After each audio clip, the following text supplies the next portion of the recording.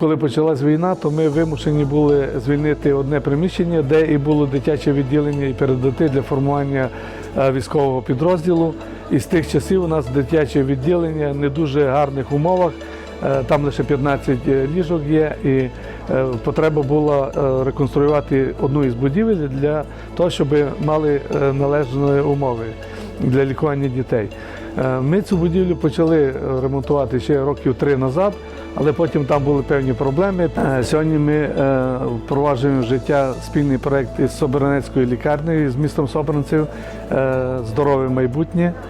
Це йде мова про ремонт нашої дитячої відділення, придбання обладнання.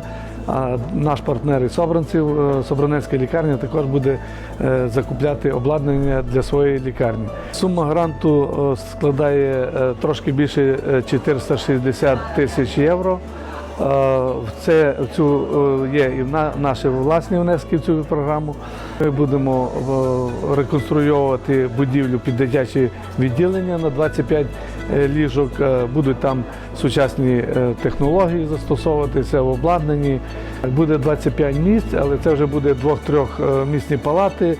Там будуть спеціальні кімнати для психологічного розвантаження, там ще якісь. Тобто за всіма стандартами сучасної дитячої лікарні у нас таке буде відділення. Dohodli sme sa, že vlastne vieme nájsť ten priestor v rámci dobudovania infraštruktúry vašej a našej nemocnice.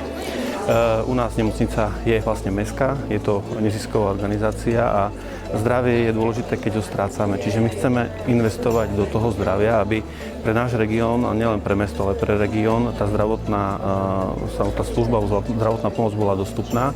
A preto sme našli ten prienik s vami a chceme zainvestovať nielen do mäkkých častí projektov, ale aj do tých tvrdých, a to zakúpením endoskopickej veže, aby sme vedeli robiť kvalitnejšie a odbornejšie vyšetrenia pre našich pacientov. A zároveň chceme si pripraviť ďalšie dokumentácie a vlastne projektové dokumentácie k realizovaniu ďalších projektov v našej nemocnici, aby sme tú celú infraštruktúru vedeli ďalej vybudovať a dobudovať.